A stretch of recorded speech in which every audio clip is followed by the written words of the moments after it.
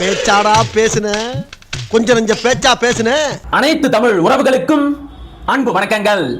பொன்முடியின் ஆபாச பேச்சு, அதை தொடர்ந்து பறிக்கப்பட்ட அவரின் கட்சி பதவி, மிஞ்சுமா அமைச்சர் பதவி, இத பத்தியும் பொன்முடியோட இந்த பேச்சானது வெறும் ஆபாச பேச்சு அப்படின்னு எடுத்துக்கிட்டு எளிமையா கடந்து போயிட முடியாது. அவரோட இந்த பேச்சானது தமிழ்நாட்டில் பாஜகவை திட்டமிட்டு வளர்த்து விடும் திமுகவின் சதி திட்டம் அப்படிங்கறதையும் நாம சேர்த்தே பார்க்கணும். எப்படி சொல்ற அப்படின்னு கேக்குறீங்களா? இத பத்தி எல்லாம் தான் இந்த காணொளியில ரொம்ப விரிவா பேச போறோம். வாங்க பேசலாம். குத்தம் குத்தமே. சில பேருக்கெல்லாம் தண்ணீர கண்டம் அப்படின்னு சொல்லுவாங்க தெரியுமா? அது மாதிரி அமைச்சர் பொன்முடிக்கு வாயில கண்டம். அவரே சும்மா இருக்கணும், அமைதியா இருக்கணும் அப்படின்னு நினைச்சா கூட அவருடைய வாய் அவரை சும்மா இருக்க விடாது. ஏதாவது ஒரு பிரச்சனையில அவரை மாட்டி விட்டுடும். அப்படித்தான் கடந்த ஞாயிற்றுக்கிழமை தந்தை பெரியார் திராவிடர் கழகம், அதாங்க கோவை ராமகிருஷ்ணன் அப்படின்னு ஒரு வீராதி வீரர் இருப்பார் தெரியுமா? பூட்டின வீட்டுக்கு முன்னாடி நின்னு கம்பு சுத்துவாரு. இந்த சுப்பிரமணியபுரம் படத்துல வரும்ல, பூட்டின வீட்டுக்கு முன்னாடி நின்னுகிட்டு, எலே மொக்கச்சாமி வாயா வெளிய, நீ மட்டும் சரியான ஆம்பளையா இருந்தா இப்ப வந்து மோதிப்பாரு அப்படின்னு சத்தம் விடுவாங்க தெரியுமா? அது மாதிரி அண்ணன் சீமான் அவர்கள் வீட்டில் இல்லாத போது அவர் வீட்டில் இருக்கின்ற பெண்களிடம் தன்னுடைய வீரத்தை காட்டச் சென்ற வீர தீர சூரன் தான் இந்த கோவை ராமகிருஷ்ணன். அந்த கோவை ராமகிருஷ்ணனின் தலைமையில் இயங்கக்கூடிய அமைப்பு தான் தந்தை பெரியார் திராவிடர் கழகம். அந்த அமைப்பு ஏற்படுத்திய ஒரு நிகழ்ச்சியில கலந்துகிட்டு பேசும்போதுதான் அமைச்சர் பொன்முடி அவர்கள் இந்த அளவுக்கு கேவலமாகவும் ஆபாசமாகவும் பேசியிருக்கிறார். அதுவும் இந்துக்கள் புனிதமாக மதிக்கக்கூடிய பட்டையையும் நாமத்தையும் இழிவாகவும் ஆபாசமாகவும் சித்தரிச்சு பேசியிருக்கிறார். அவர் என்ன பேசினாரு அப்படிங்கறத கொஞ்சம் நீங்களே கேட்டுட்டு வாங்க. இல்ல சைவம்னா படுத்துக்கிறது, வைணவம்னா நின்னுங்கிறது. நின்னுங்கனா 5, படுத்தா 10. கேட்டிங்களா என்ன பேசினாரு? விளங்குச்சா? அதாவது ஒருத்தன் ஒரு விலை மாதரோட வீட்டுக்கு போறானாம், விபச்சாரியோட வீட்டுக்கு போறானாம். அங்க இருக்கிற ஒரு பொண்ணு இவனை பார்த்து கேட்டுச்சான், நீங்க சைவமா வைணவமா அப்படின்னு. இவன் குழப்பத்துல அந்த பொண்ணை பார்த்து கேட்டானா, ஏமா உனக்கு 50, 100 பணம் கூட வேணும் அப்படின்னா கேட்டு வாங்கிக்க, இது என்ன புரியாம சைவமா வைணவமா அப்படின்னு கேட்கிற, இந்த கேள்விக்கும் இந்த இடத்துக்கும் என்ன சம்பந்தம் அப்படின்னு கேட்டான். உடனே அந்த பொண்ணு சைகையில செஞ்சு காட்டிச்சான், நீங்க சைவமா வைணவமா அப்படின்னு சொல்லிச்சான். அவனுக்கு இன்னும் புரியாம, ஏமா எனக்கு ஒன்றும் விளங்கல அப்படின்னு சொல்லிட்டானான். உடனே அந்த பொண்ணு வெளிப்படையா போட்டு உடைச்சிருச்சான். சைவம் அப்படின்னா படுத்துக்கிட்டு பண்றது, வைணவம் அப்படின்னா நின்னுகிட்டு பண்றது, படுக்கிறதுக்கு 10 நிக்கிறதுக்கு 5 அப்படின்னு திராவிடர்களோட பரம்பரை தொழிலை இந்துக்கள் புனிதமாக மதிக்கக்கூடிய மத சின்னங்களான பட்டை மீதும் நாமத்தின் மீதும் ஏற்றி அந்த புனித சின்னங்களை ஆபாசமாக சித்தரித்து பேசியிருக்கிறார் ஐயா பொன்முடி அவர்கள். திராவிடம் அப்படிங்கிறது ஒரு வேசி தத்துவம். என்னடா இப்படி சொல்றானே அப்படின்னு உறவுகள் யாரும் என்ன தப்பா நினைச்சுக்காதீங்க. நீங்களே மனு தர்மத்தை எடுத்து பாருங்க. திராவிடர்கள் என்பவர்கள் சூத்திரர்கள் அப்படின்னு அதுல போட்டு இருக்கு. சூத்திரன்னா யாரு? பார்ப்பனர்களின் வைப்பாட்டி மக்கள்.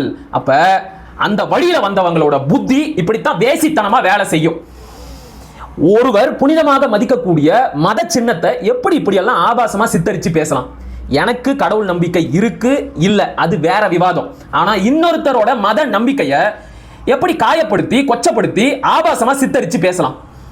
இதுதான் பகுத்தறிவா? ஆனா இதுதான் மிகப்பெரிய புரட்சி பகுத்தறிவு அப்படின்னு இந்த திராவிட கொத்தடிமைகள் நினைச்சுக்கிட்டு இத்தனை ஆண்டுகளாக பேசிக்கிட்டு இருக்கிறாங்க. அதே தான் ஐயா பொன்முடி அவர்களும் பேசி இருக்கிறாரு.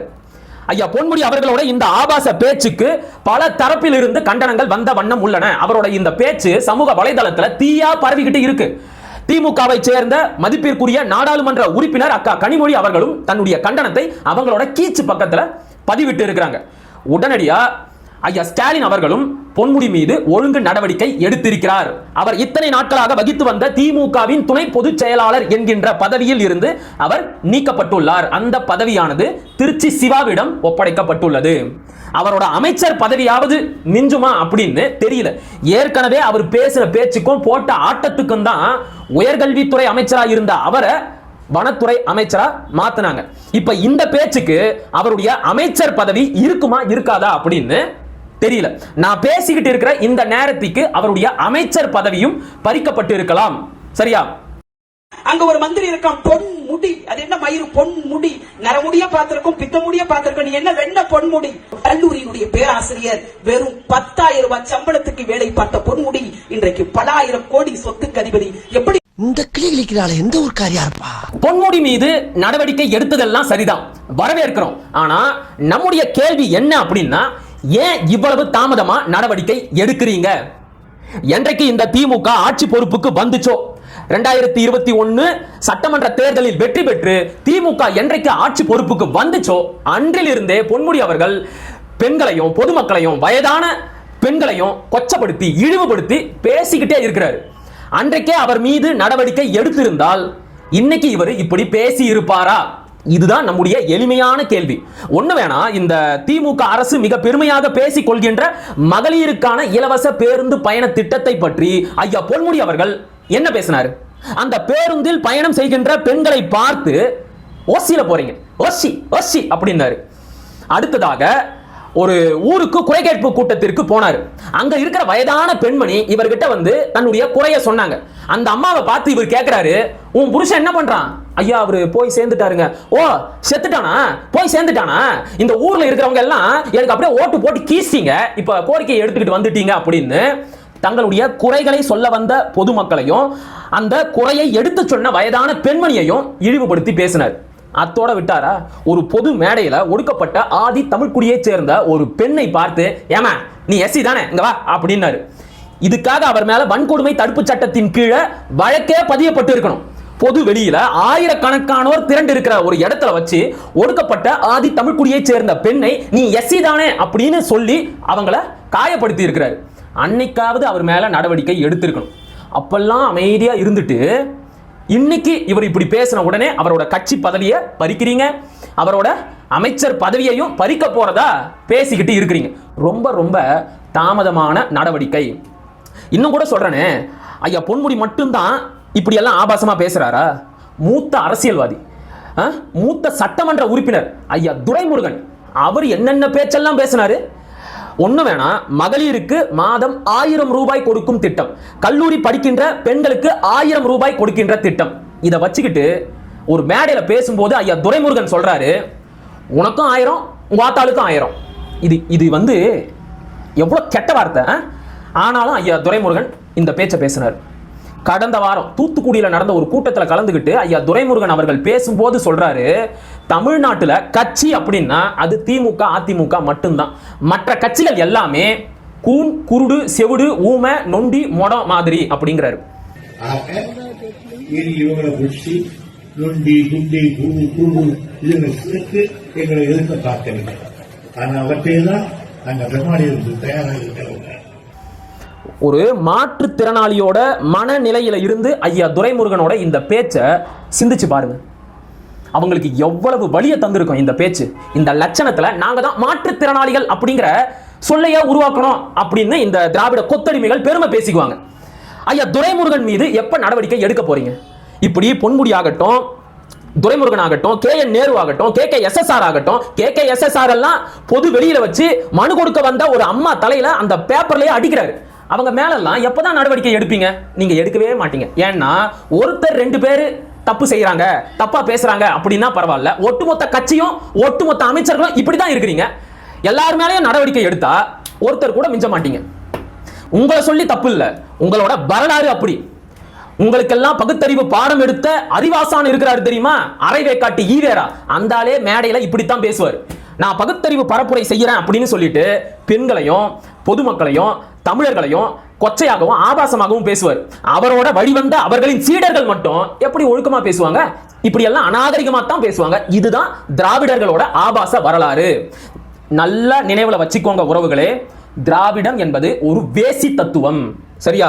இத நல்ல மனசுல வச்சுக்கோங்க. அப்ப அந்த தத்துவத்தை பின்பற்றக்கூடியவர்களின் வார்த்தைகளும் இப்படித்தான் ஆபாசமா இருக்கும். சரி, ஓகே, பாயிண்ட்டுக்கு வரலாம். இப்ப ஐயா பொன்முடி அவர்கள் ஆபாசமா பேசி இருக்கிறாரு அப்படிங்கறதுல மாற்று கருத்து கிடையாது. ஆனா இது அவ்வளவு எளிமையா எடுத்துக்கிட்டு கடந்து போயிட முடியுமா? பாஜக இந்த விஷயத்தை லேஸ்ல விட்டுடுவாங்க அப்படின்னு நீங்க நினைக்கிறீங்களா? இந்துக்கள் புனிதமாக மதிக்கக்கூடிய மத சின்னங்களான பட்டையையும் நாமத்தையும் ஆபாசமா சித்தரிச்சு பேசியிருக்கிறாரு ஐயா பொன்முடி அவர்கள். இதையே ஒரு ஆயுதமா எடுத்துக்கிட்டு இந்துத்துவ பாசிச அமைப்புகள் திமுகவையும் அமைச்சர் பொன்முடி அவர்களையும் கண்டிச்சு போராட்டத்துல இறங்குவாங்க. நீங்க பார்த்துக்கிட்டே இருங்க. இன்னும் கொஞ்ச நேரத்துல அர்ஜுன் சம்பத் பேசுவார். இந்து மக்கள் கட்சி போராட்டத்தை அறிவிக்கும். அடுத்தடுத்து இன்னும் சில வானர கூட்டங்கள் இருக்கு தெரியுமா, அனுமன் சேனா, அப்புறம் அந்த சேனா இந்த சேனா அப்படின்னு எல்லா இந்து அமைப்புகளும் போராட்ட களத்துக்கு வருவாங்க. அடுத்ததா பாஜகவும் பொன்முடியையும் திமுகவையும் முதலமைச்சர் ஐயா மு க ஸ்டாலின் அவர்களையும் திராவிடத்தையும் கண்டித்து போராட்டத்தை அறிவிப்பாங்க. அடுத்த கட்டமாக இந்த திராவிட கூடாரம் இந்துத்துவ கூடாரத்தை தாக்கி பேசும், போராட்டம் நடத்தும், பொதுக்கூட்டம் நடத்தும். இப்படியே மாறி மாறி இவங்க அடிப்பாங்க, இவங்க தடுப்பாங்க, இவங்க அடிப்பாங்க, இவங்க தடுப்பாங்க அப்படிங்கிற நாடகம் நடக்கும். கொஞ்சம் கொஞ்சமாக பாஜகவிற்கான இந்துத்துவ வாக்கு வங்கி வளர்ந்து கொண்டே இருக்கும். கற்பனையா பேசல, நீங்களே சிந்திச்சு பாருங்க. இதே தமிழ்நாட்டுல இந்த தமிழ் இனத்திற்குள்ளாகவே தங்களை இந்துக்கள் அப்படின்னு நம்பக்கூடிய பல கோடிக்கணக்கான தமிழர்கள் இருக்கிறாங்களா இல்லையா? இருக்கிறாங்கல்ல. அப்ப அவங்கெல்லாம் புனிதமாக மதிக்கக்கூடிய மத சின்னங்களை ஒரு திமுக அமைச்சர் இழிவுபடுத்தி பேசி இருக்கிறார். அதை யாரு வலுவா கண்டிக்கிறாங்க அப்படின்னு மக்கள் பார்ப்பாங்க. அப்ப களத்துல பாஜக போராடும் போது அவங்கள நோக்கி தான் எல்லாரும் போவாங்க.